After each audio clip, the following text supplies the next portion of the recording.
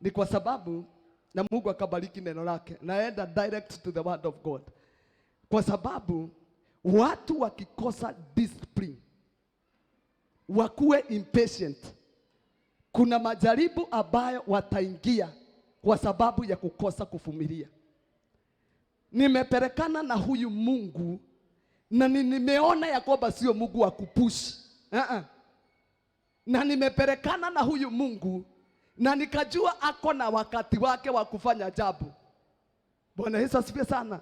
Ya kwamba kama wakati wa Mungu haujafika wa kufanya jambo fulani katika maisha yako, hata ukifunga, hata uombe, hata ulie, hata utoe sacrifice, hiyo haipush Mungu ya kwamba unamsukuma ndiye akaweze kufanya. No.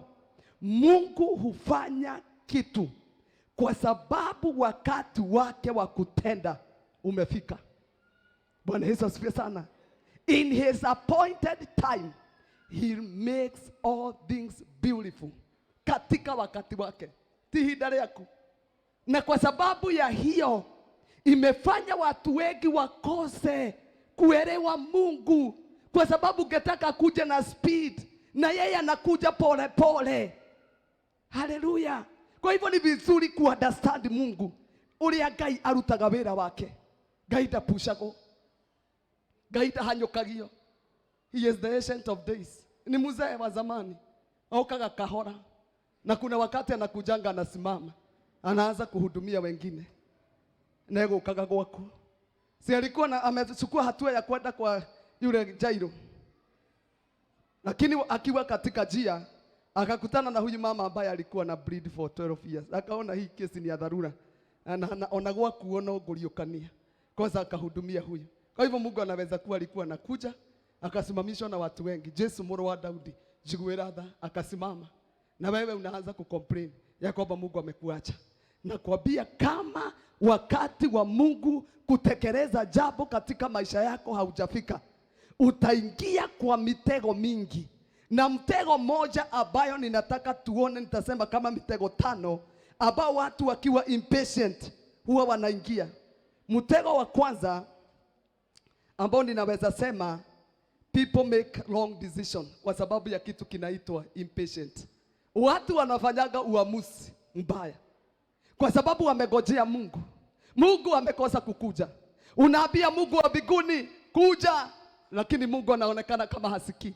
Watu huwa wanachukua uamuzi mbaya, na hiyo uamuzi inakugharimu kwa sababu ulikosa kugojea Mungu. Ninaona kesi ya mtu ambaye anaitwa Esau in the book of Hebrews, Hebrews chapter 12 verse 16. He made permanent decision. Kwa sababu kama Esau agegojea tu kidogo, tuweke na Kiswahili, kama Esau agegojea tu kidogo, kwani chakula ingeiva na dakika ngapi? Kwani kukoroga ugali ikemtake dakika ngapi? Lakini kwa sababu ya kitu kinaitwa impatient, alitaka chakula ambacho kiko tayari. Delay heu. Na hivyo ndivyo watu wa Mungu wako, hawajui kugojea. Bwana Yesu asifiwe sana. Na tunajikuta tumeanguka kwa mitego mingi kwa sababu hatujui kugoja Mungu. Pekini hata madeni ambazo tuko nazo, hatugejigiza katika madeni kama tungegojea Mungu. Tutingethire gwa Shairoko korone twetekerire gweterera Ngai. Bwana Yesu asifiwe sana. Maandiko inasema isiwapo mwasherati wala asiyemcha Mungu kama Esau aliyeuza urithi wake wa mzaliwa wa kwanza kwa ajili ya chakula kimoja. Na maandiko inasema verse 17. Paka Mungu anasema kusiwe mtu ambaye anakaa Esau. Maana mwajua ya kuwa hata alipotaka baada ya kurithi baraka alikataliwa. Maana hakuona nafasi ya kutubu, ijapokuwa alitafuta sana kwa machozi. Maandiko inasema kusiwe mtu ambaye atakuwa kama Esau. Esau ametoka kichakani, akakuta ndugu yake ametayarisha ndengu, akasema ya kwamba apatiwe. Naye ndugu yake mchaja akamwambia, maana shetani hutega mtu wakati akona njaa. Na ukitaka kujua, wakati shetani alitembea katika shamba la Eden, aliwajaribu na nini? Aliwajaribu na chakula. Hii mti ambayo mliambiwa msikule. Bwana Yesu asifiwe sana. Wakati alikuja akakuta tayari chakula, hataki kugharimika yeye akiche moto apike chakula chake. Alisema ya kwamba mtu akiwa na njaa hakubukagi ya kwamba hii kitu ninafanya kitanigharimu. Alisema ya kwamba nipatie. Akasema na wewe ni lazima unipatie urithi wako. Akasema chukua. Alipomaliza kukula, maandiko inasema baadaye wakati alishiba, ugo niguo andu mekaga, o riria wehia unaanza kuregret, nilikuwa ninaona kama nitapata faida. Wakati alikula dengu ndiye alikumbuka ya kwamba nimeuza urithi wangu. Na maandiko inasema mwajua ya kuwa hata alipotaka baada kurithi baraka alikataliwa, maana hakuona nafasi ya kutubu, ijapokuwa alitafuta kwa machozi. Long decision. Alifanya uamuzi wa haraka ukamgharimu. Bwana Yesu asifiwe sana. Ukikosa kugojea Mungu, na kumbuka wakati tulikuwa vijana, ulikuwa unaulizwa na watu, hujaolewa? Sasa tulikuwa tunaambia watu na gojea Bwana, mpaka wakatuita gojea Bwana, wagojea Bwana. Todo turagia Ngai ndire wona mundu na gojea tu Bwana, nginya ugibatithio gojea Bwana, gojea Bwana. Na sisi ambao tuligojea Bwana alikuja, na wale ambao walijitafutia chorochoro wakaolewa na walevi, wanachapwa vizuri. Na mimi sijawahi chapwa.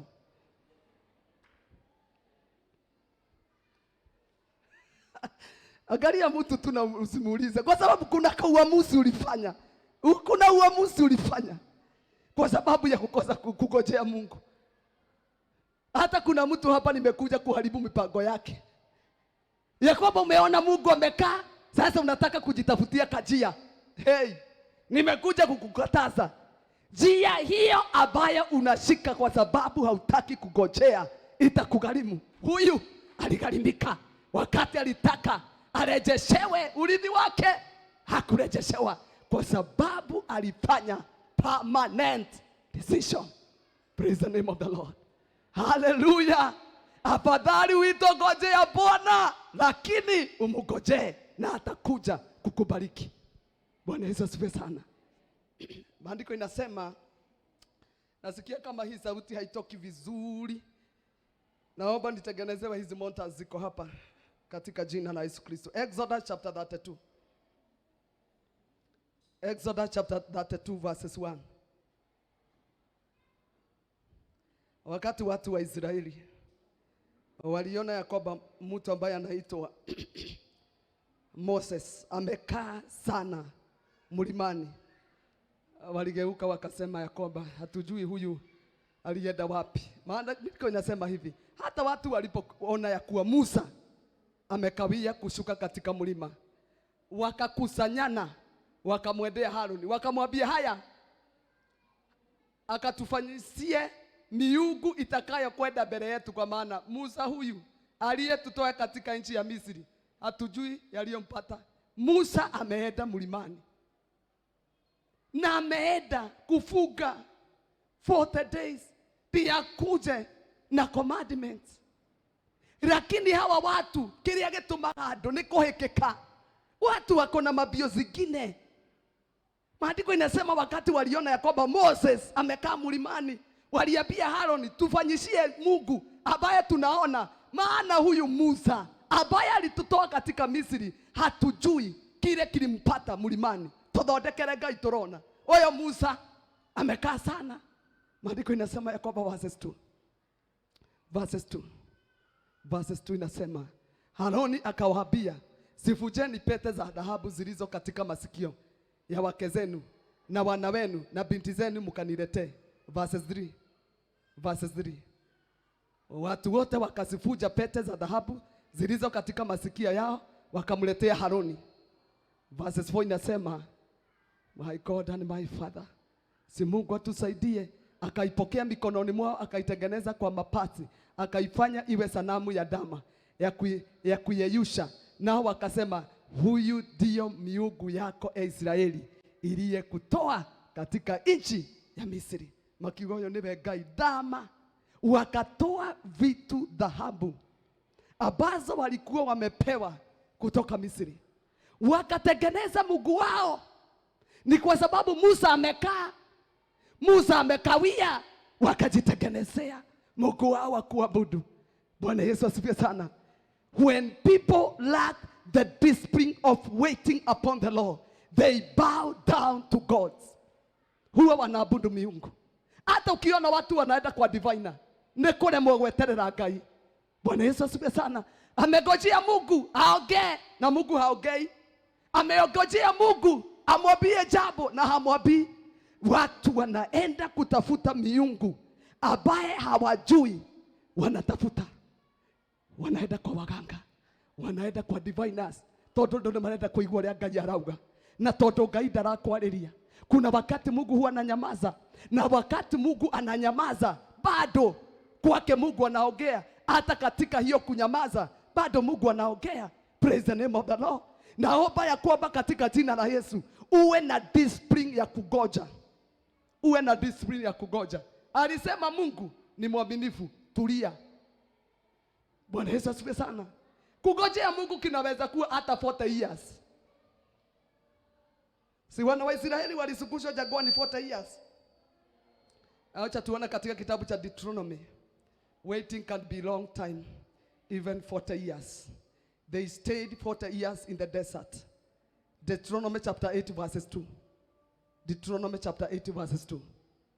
Deuteronomy inasema ya kwamba nawe utaikumbuka njia ile yote Bwana Mungu wako aliyekuongoza miaka hii 40 katika jangwa, ili akutweze kukujaribu kuyajua yaliyo moyoni mwako, kwamba utashika amri zake au sivyo. Maandiko inasema wana wa Israeli Mungu wa mbinguni akawasugusha njia refu 40 good years katika jangwa.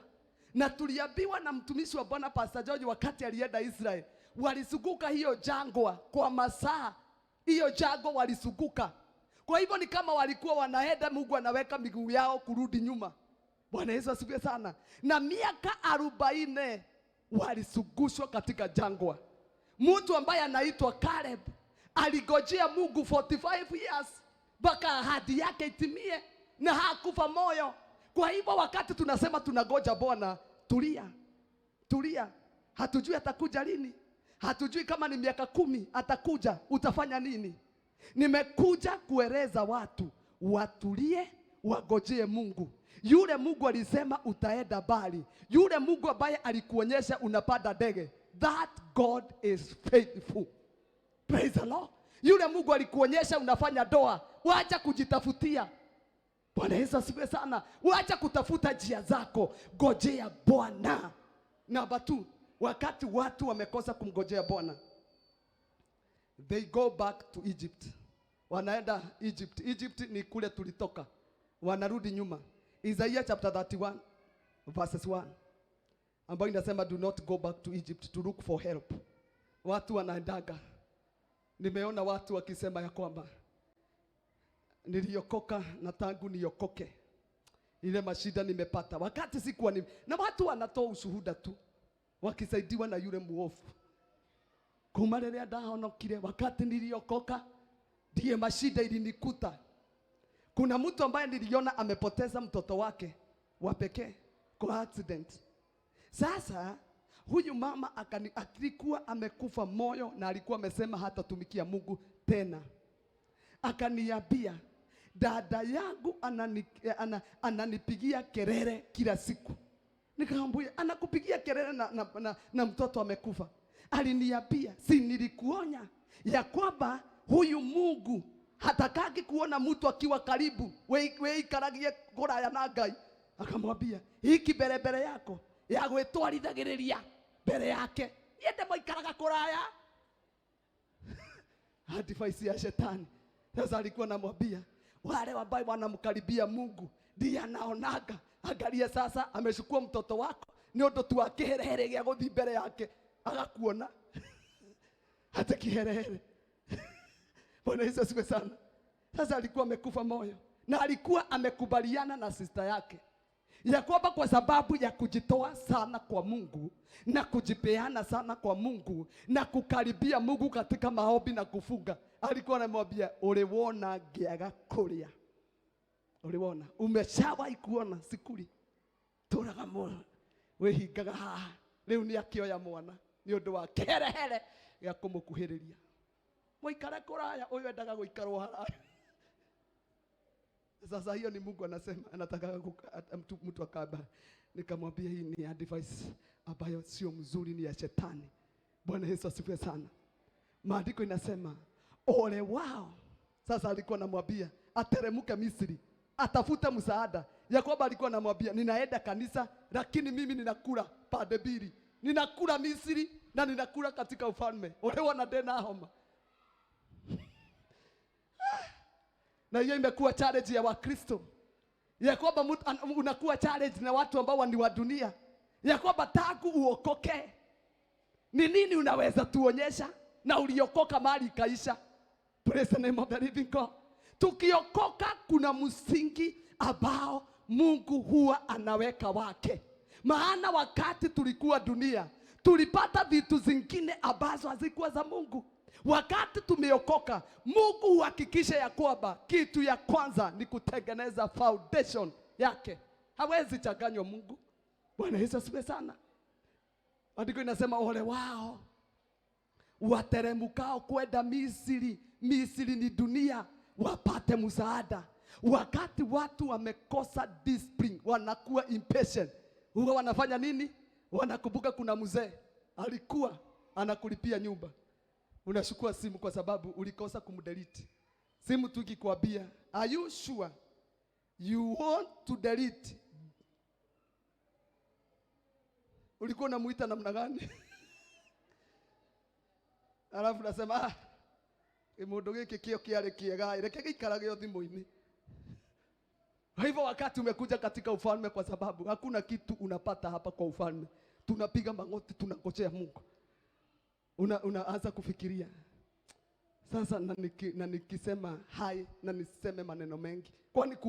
Kwani shetani anakuuliza kwani uliokoka ukafanya uadui? Hapo unasema hapana. Na unasema ni sauti ya Roho Mtakatifu. Wewe tu na simu yako unaenda unasema hai, unatuma. Na yeye anasema anaweka vitu vingine hapo tu kukuchekesha. Hapo unaweza kukumbuka twegwa Karomaido wakati tulikuwa kwa Karomaido. Hapo unamwambia ikiaraji tigawana owe. Na yeye anakuambia ndoake hono kithirie mogoroki oyo. Si uliokoka, si uliniacha. Akona mukabaniriria hao. Mnaazana tu hapo. Si Musa umeingia. Shetani sasa anakaribia. Anasema hii hapa sasa wanaigiana. Otoraga kumogorokio. Ndio menya ni gwado maragia the. Unamwambia mimi sasa unaongea namna gani na niliokoka? Namwambia kwani niguo wahunyukire. Ngoikeria kendo unasema ule okenda. Anakuambia labda ukujie mahali niko. Owe ugathio kindaga ni tabibu wa karibu. Anakupatia pesa na anakuambia niyo na dina kwira ogoe ikara kwa Ngai. Hata sitakwambia uanguke, no giraga uteithio. Na kutegemea farasi. Farasi ni watu wako na nguvu, wako katika dunia. Watumaini yao magari kwa kuwa ni mengi. Atumenaishoka na magari. Bwana Yesu asifiwe sana. Maandiko inasema ya kwamba na wapanda farasi kwa kuwa ni hodari sana, lakini hawamwangalii mtakatifu wa Israeli wala hawamtafuti Bwana. Ate kuna watu kwa sababu ya kukosa kutafuta Mungu. Wameteremka Misri kutafuta msaada. Ya kwamba watu ambao hawajui Mungu, walevi, washerati, ndio unatafuta msaada kwao. Maandiko inasema ati lakini haumwangalii, hauweki tumaini lako kwa Mungu aliyeziumba mbingu na nchi. Maandiko inasema wala hawamtafuti Mungu. Bwana Yesu asifiwe sana. Naomba ya kwamba kutoka siku ya leo wacha kuacha Mungu uteremke Misri. Katika huo kofu, hata ukipata shida usirudi nyuma. Usikumbuke mambo ambayo tuliacha, tutishokaga na thutha kuria tumire. Tukiamua ni kuokoka na kumfuata Kristo. Bwana Yesu asifiwe. Isaiah chapter 30 verse 1. Inasema kuna watu wanatafuta shelter, kifuli in Egypt. Isaiah chapter 1 chapter 30, Isaiah chapter 30 verses 1. Ole wa watoto waasi, asema Bwana, watakao mashauri. Naomba niongezewe hizi, kuna joto nyingi sana. Ole watoto waasi, asema Bwana, watakao mashauri lakini hawayataki kwangu mimi. Ya kwamba watu hawataki advice kutoka kwa Mungu. Wajifunikao kifuniko lakini si cha roho wangu, wapate kuongezeka dhambi juu ya dhambi. Verse 2. Ni watu ambao wanafanya dhambi lakini wako kwa Mungu. Waendaye kuteremkia Misri, wala hawakuliza kinywani mwangu, ili wajitie nguvu kwa nguvu za Farao na kutumainia kifuri cha Misri. Hawa ni watu wanateremka Misri ili wajitie nguvu kwa nguvu za Farao, ili wapate msaada kwa watu wa dunia ambao wako na pesa. Bwana Yesu asifiwe. Maandiko inasema ya kwamba na kutumainia kifuri cha Misri. Wanataka kifuri cha Misri, wanataka kupata msaada mahali hakwegoshia, lakini Misri. Na hivyo ndivyo kanisa la Bwana liko. Ukiona Mungu anakasirika, ni zile vituko ziko katika kanisa. Maana hakuna utofauti. Watu wa Mungu ni lazima kuwe na utofauti. Sisi ambao tulitoka Misri haturudi Misri, lakini watu mguu mmoja uko katika kwa Mungu na mwingine uko Misri. Uona watu ukagoko unateremka tu haraka haraka kutafuta kifuri Misri. Verses 3 inasema verses 3. Thank you Jesus. Basi nguvu za Farao zitakuwa aibu yenu, na kutumainia kifuri cha Misri kutakuwa kufadhaika kwenu. Biblia inasema ya kwamba hizo nguvu ambazo mnatumainia, hiyo msaada ambayo mnatumainia kwa Farao, Farao ni shetani. Maandiko inasema zitakuwa aibu yenu, na kutumainia kifuri cha Misri kutakuwa kufadhaika kwenu. Bwana Yesu asifiwe sana. Naomba katika jina la Yesu, hata ukipata shida inakaa namna gani, Mungu aliyekuita ni mwaminifu ya kukutoa katika shida hiyo, katika jina la Yesu Kristo. Wakati watu wamekosa hiyo discipline ya kungojea Mungu, they go back to Misri to look for help. May God help us in Jesus mighty name. Jambo lingine, impatient cause you to go your way. Kukosa kumngojea Bwana, mtu anaendaga njia zake, hautaki hata kusikia. In the book of Proverbs chapter 14 verses 12, inasema there's a Lord that seems light in the eyes of men. Proverbs chapter 14 verses 12. Thank you Jesus. Maandiko inasema in that book of Proverbs, iko njia inaonekayo kuwa sawa machoni pa mtu, lakini mwisho wake ni njia za mauti. Hebu tuweke na Kiingereza. Hata kuna njia ambayo mtu akiangalia na macho inaonekana kuwa sawa machoni mwake, lakini hiyo njia, there is a pathway that seems light to a man, but in the end of that road, the Bible say, kutakuwa na kifo. Ya kwamba kuna mambo ambayo ukiona na macho yako inakuvutia na unaona kama iko sawa, lakini maandiko inasema mwisho wa hayo mambo kuna kifo. There is a pathway that seem light to a man, lakini mwisho wake maandiko inasema inakuwa ni kifo. Praise the Lord. Nakwambia ni lazima utafute Mungu. Ni lazima Mungu akuelekeza kwa njia zake. Ni kwa sababu kuna njia ukiona ama kuna jambo ambalo ukitaka kufanya katika maisha yako na unaona hili jambo liko sawa, kuna biashara unataka kufanya, kuna watu unataka kuungana na wao, ni vizuri kabla ya kufanya jambo lolote tafuta Mungu. Bwana Yesu asifiwe sana. Na ukubali kuenda na Mungu pole pole. Utajiri wa haraka unakushaga haraka, maana si wa Mungu. Yule utajiri ambao unakaa ni utajiri ambao unakuja slowly by slowly, ndiye wa Mungu. Bwana Yesu asifiwe sana. Mungu wa mbinguni hainuagi mtu anamshukua tu anampeleka bio bio. Hata kanisa kama hili kuna mahali tulianza, tunaenda pole pole pole pole, tukipelekwa hivyo na Mungu na ni kanisa lake. Hata kazi yako ipatie time. Bwana Yesu asifiwe sana. Maana hizo haraka tuko nazo, Mungu hafanyagi kazi na hiyo haraka. Biblia inasema in the book of Exodus, Mungu alisema ya kwamba hata aondoa maadui wote mara moja, lakini akasema little by little nitawaondolea hawa maadui. Sitawaondoa wote mara moja. Mungu hafanyagi mambo yote mara moja. Hata nimeponya hiyo doa, nimekubariki, nimekupeleka. No, Mungu anafanyaga mambo yake pole pole. Praise the Lord. Exodus chapter 23 verses 29. The well that comes so quickly doesn't last. Well that comes slowly by slowly ndiyo ya Mungu. Mungu anainua mtu pole pole.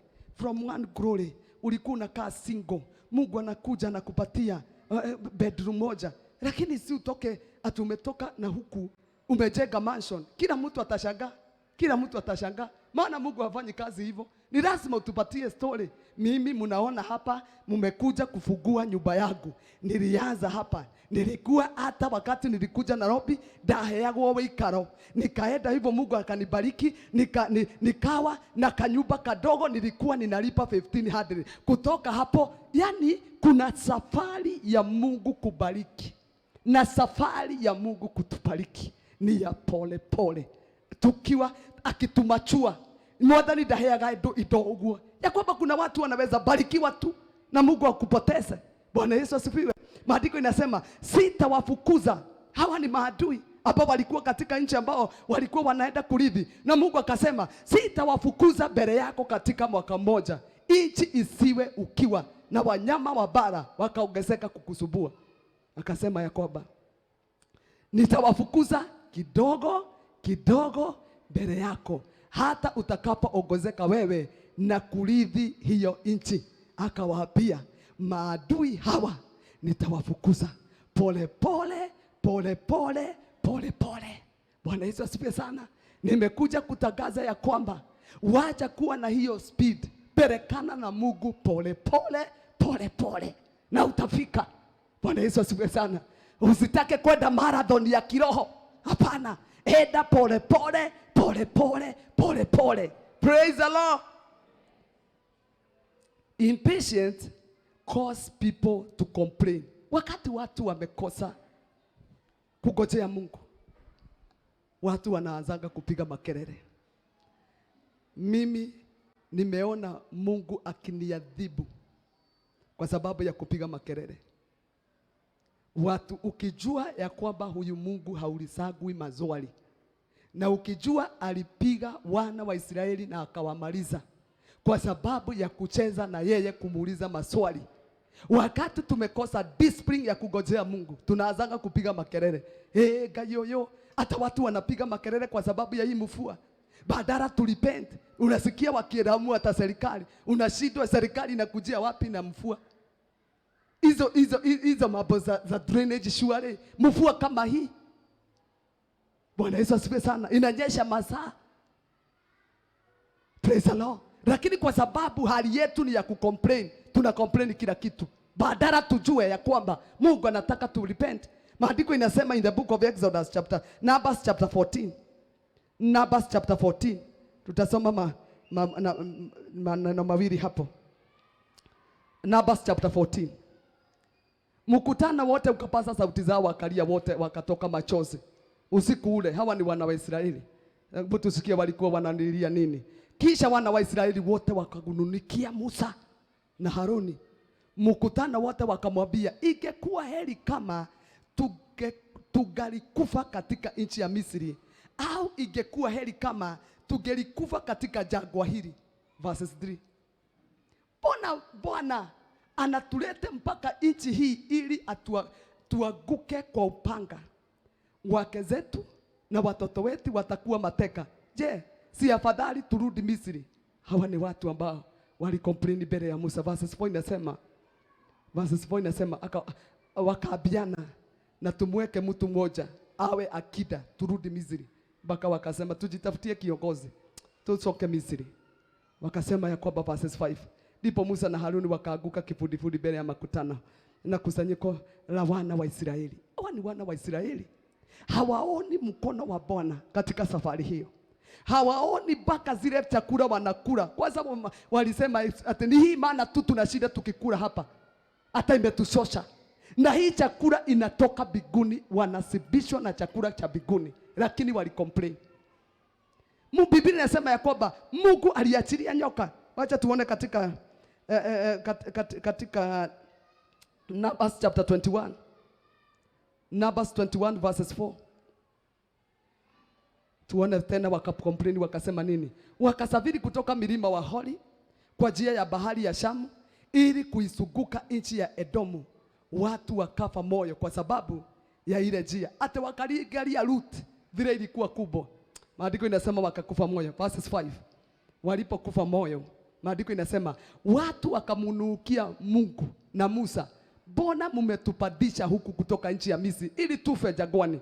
Maana hapana chakula wala hapana maji, na roho zetu zinakinai chakula hiki dhaifu. Angalia vile waliita chakula ya Mungu. Maugiro na neturairio ngoro, tuirete ngoro tukaira ngoro. Kwa chakula hiki chakula, hizi machakula tunamwagiwa hapa. Bwana Yesu asifiwe sana. Walicomplain ya kwamba hapana maji, roho zetu zinakinai, ngoro citu ni iraira ngoro na ni inogete, ni mairio tamaya. Kama ni Wakikuyu tungesema ni mairio tamaya, mairio maya ni matonogetie. Na hawapiki, hawatafuti kuni za kupika, wanaenda wanaokota chakula kitamu kinakaa kikona baka asali. Lakini walisema nitonogete ni mairio maya. Afadhali kule Misri tulikula fish na kulikuwa na cucumber na kulikuwa na baka garlic. Huko tulitua na kitunguu saumu na hatujawahi ona fish. Maandiko inasema ya kwamba verse 6. Vile Mungu alikasirika, Bwana akatuma nyoka za moto kati ya watu, akawauma watu wengi wakafa kwa sababu ya kucomplain. Maandiko inasema Mungu mwenyewe akaachilia judgment, wakaumwa wote na nyoka. Wakati kama huu tunaona ya kwamba Mungu akona hasira. Si wakati wa kuuliza maswali. Bwana Yesu asifiwe. Hata ukiona magari imeenda na maji, ni wakati wa kumwambia Bwana, have mercy on us. Tiende yako ya Ngai. Ya kwamba Mungu wa mbinguni unaruhusu watu wakufe tu hivyo bure. Hapana. Maandiko inasema wakati walicomplain na wakasema hata hiki chakula, wakagugunikia Musa, maandiko inasema Mungu aliachilia nyoka za sumu, wakaumwa na hizo nyoka. Na maandiko inasema hesabu ya watu wengi waliumwa na nyoka baka wakakufa. Baka wakati Musa alilia Mungu, Mungu akamwambia thondeka nyoka ĩngĩ uihang mahali yeyote atasazama sasa hiyo nyoka atapona. Bwana Yesu asifiwe sana. Wakati watu wamekosa discipline ya kukocha Mungu akuje na kuambia, hata kana kwamba saa hii unapitia hali, unapitia katika moto, unapitia katika maji mengi, naomba ya kwamba vumilia katika hiyo hali. Maandiko inasema katika kitabu cha Psalms chapter 37 verse 7. Tuweke Psalms, be silent in the Lord presence. Hebu tuweke na Kiingereza NIV. Inasema be silent. Thank you Jesus. Biblia inasema be still before the Lord and wait patiently patiently for him. Do not fret when people succeed in their ways, when they carry out their wicked schemes. Biblia inasema be still. Hebu enda verses hiyo nyingine. Biblia inasema refrain from anger and turn from the wrath. Do not fret, it leads only to evil. Maandiko inasema be silent. Be silent. Tulia mbele za Bwana. Hebu weka na Kiswahili tuone kama inasema tulia. Kaa kimya mbele za Bwana. Wakati tunagoja Bwana hatupigi kelele. Kugoja Bwana ni kusema ya kwamba ni kuketi orere agoka no ni njui ni agoka. Hata ahadi ikikaa bado Mungu atatimiza. Hatuulizi maswali. Kuuliza maswali si kufanya Mungu akuje, ni kufanya kiboko Mungu ashukue kiboko wakati tunauliza maswali. Bwana Yesu asifiwe sana. Ukae kimya mbele za Bwana na wewe mngojee kwa saburi. Usimkasirikie yeye afanikiaye katika njia yake, wala mtu afanyaye hila. Wakati ambapo tunamgoja Bwana, Biblia inasema tusiangalie watu ambao wanafanikiwa, ambao sio wa ufalme wa Mungu. Maana wakati mwingine tunaenda mbele za Bwana, tokeragai, tulikuwa na fulani, tulikuwa tunafanya na yeye soko, angalia amejenga. Maandiko inasema wakati tunamgoja Bwana, msimkasirikie yeye afanikiaye katika njia yake. Usiangalie wale ambao wanafanikiwa na sio Mungu amewafanikisha. Praise the name of the Lord. Naomba ya kwamba utasikia hii neno na litaingia ndani yako, ya kwamba kutoka siku ya leo utajifunza kutulia. Ona ugagoka miaka 5 kuma umuthi, atakukuja bado unamgojea. Daudi alisema in the book of Psalm chapter 40, patiently I waited for the Lord for help. Psalms chapter 40 verses 1. Alisema na nilimgojea Bwana kwa subira, akaniinamia akasikia kilio changu. Verses 3 inasema aliposikia kilio changu akanipandisha toka shimo. Huyu mtu anamgojea Mungu akiwa katika shimo la uharibifu, lakini bado anamgojea Mungu. Maandiko inasema alipomgojea Bwana alipandisha, alimshukua akampandisha toka shimo. Alikuwa anamgojea Mungu akiwa katika shimo la uharibifu, toka udongo wa utelezi akasimamisha miguu yangu mwabani, akasimarisha hatua zangu. Naomba wakati unamgojea Bwana, haijalishi hali, lakini Mungu akiona moyo wako ni wewe unagojea, huwa anakushukua katika hiyo kiwango, anakuinua. Praise the name of the Lord. Hiyo ingine 5, sijui kama tuko namba ngapi, 5 ama 6. Biblia 5 inataka kusema impatient causes you to fulfill your desire. Impatient causes you to fulfill your desire. Your desire can be long, lakini wakati ambapo hatuna hiyo kugojea, angalia the prodigal son, the prodigal son. Maandiko inasema ya kwamba akakosa kugojea wakati wake wa kupatiwa urithi na baba yake. Kwa sababu ya hiyo desire akaitisha urithi. Alipopatiwa urithi alienda akatumia na maraya huko akakula zikakwisha. Ni kwa sababu ya hiyo desire kutamani. Alitamani urithi wake kabla ya wakati. Alipopewa alitoka na kaenda. Bwana Yesu asifiwe sana.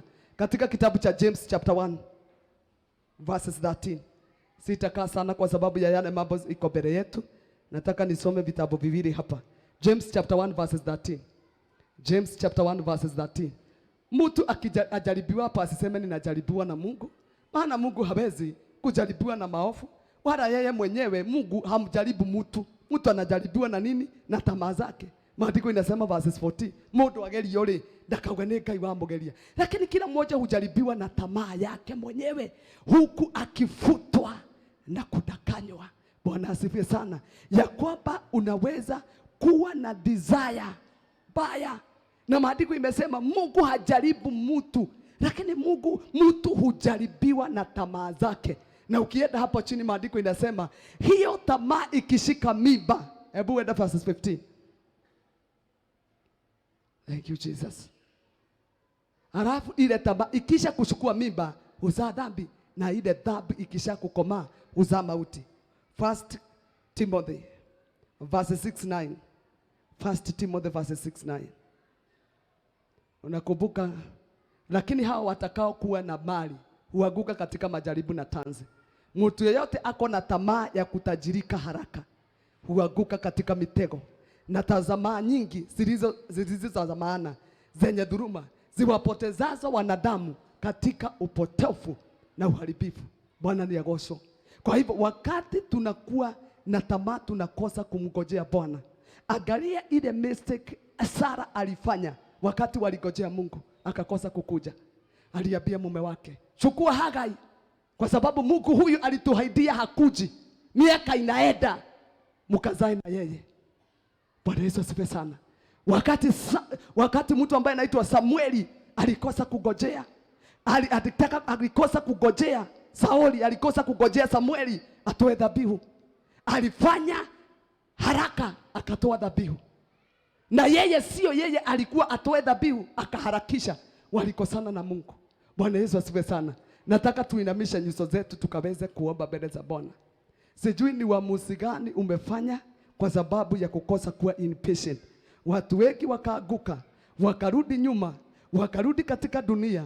Sheka baganda mazelia. Naomba ukaombe moyo wako ya kwamba no matter what you are passing through, you are going to wait upon the Lord. The Bible says that those who waited upon the Lord, they shall be strong and do exploits. Shaka baganda mazelia. Those who wait upon the Lord, they shall not be ashamed. They shall not be ashamed. Wale wanamgojea Bwana, maandiko inasema they are like Mount Zion which can never be shaken. Oh my God and my Father, when we wait upon the Lord, we shall see the goodness of the Lord in the land of the living. Can you go before the Lord? Shalom bakataya nama. Oh sheribaganda mazeta bahanda. Rekatoza dibakataya namazia. Simwambie Bwana wa mbinguni akaweze kukusaidia. Mimi sikatai unapitia katika hali gumu. Sikatai mambo yamekuwa mazito sana. Sikatai umerudi katika dunia kutafuta msaada. Lakini Bwana anatuonya siku ya leo tukaweza kurudi kwake, tukamrudie Bwana.